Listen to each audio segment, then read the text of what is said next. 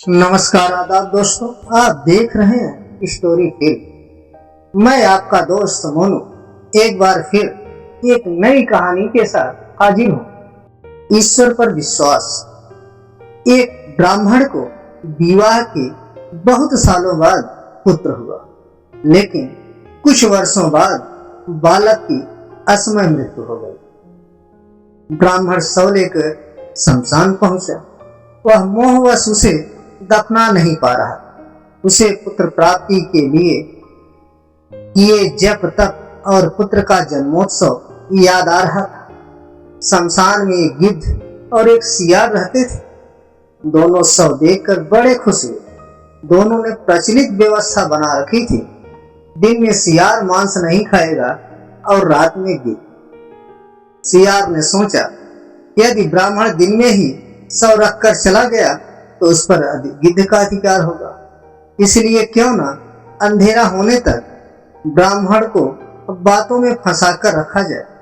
वहीं गिद्ध ताक में था कि शव के साथ आए कुटुंब के लोग जल्द से जल्द जाएं और वह उसे खा सके। गिद्ध ब्राह्मण के पास गया और उससे वैराग्य की बातें सुनी। गिद्ध ने कहा, मनुष्यों, आपके दुख का कारण यही मोह माया ही है।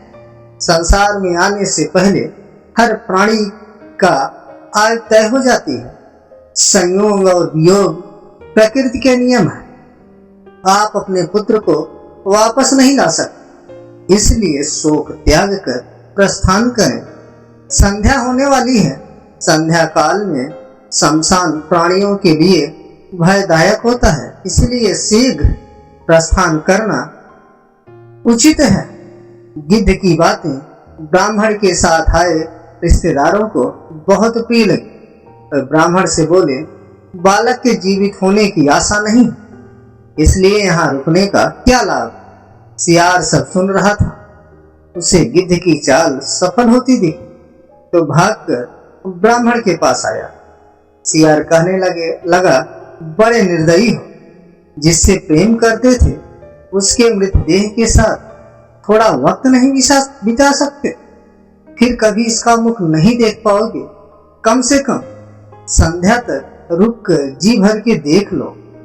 उन्हें रोके रखने के लिए सियार ने नीति की बातें छेड़ी। जो रोगी हो, जिस पर अभियोग लगा हो और जो शमशान की ओर जा रहा हो, उसे बंधु बांधवों के सहारे की जरूरत होती है। सियार की बातों से परिजनों को कुछ तसल्ली हुई और उन्होंने तुरंत वापस लौटने का विचार छोड़ा। अब गिद्ध को परेशानी होने लगी। उसने कहना शुरू किया कि तुम ज्ञानी होने के बावजूद एक कपटी सियार की बातों में आ गए। एक दिन हर प्राणी की यही दशा होनी है। शोक त्याग कर अपने अपने घर जाओ। जो बना है वह नष्ट होकर रहता है। तुम्हारा शोक मृतक को दूसरे लोक में कष्ट देगा। जो मृत्यु के अधीन हो चुका, क्यों रोकर उसे व्यर्थ कष्ट देते हो। लोग चलने के को हुए तो सियार फिर शुरू हो गया। यह बालक जीवित होता तो क्या तुम्हारा वंश न बढ़ता। कुल का सूर्य अस्त हुआ है, कम से कम सूर्यास्त तक तो रुको।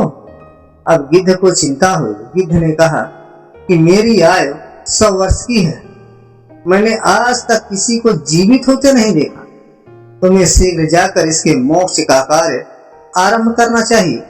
सियार ने कहना शुरू किया कि जब तक सूर्य आकाश में विराजमान है, दैवी चमत्कार हो सकते हैं। रात्रि में आसुरी शक्तियां प्रबल होती हैं। मेरा सुझाव है, थोड़ी प्रतीक्षा कर लेनी चाहिए। सियार और गिद्ध की चालाकी में फंसा ब्राह्मण परिवार तय नहीं कर पा रहा था कि क्या करना चाहिए। अंततः पिता ने बेटे का सिर गोद में रखा और जोर जोर से विलाप करने लगा। उसके विलाप से शमशान कांपने लगा। तभी संध्या भ्रमण पर निकले महादेव पार्वती वहां पहुंचे। पार्वती जी ने बिलखते परिजनों को देखा तो दुखी हो गए। उन्होंने महादेव से बालक को जीवित करने का अनुरोध किया। महादेव प्रकट हुए और उन्होंने बालक को 100 वर्ष की आयु दे दी। गिद्ध और सियार दोनों ठगे रह गए।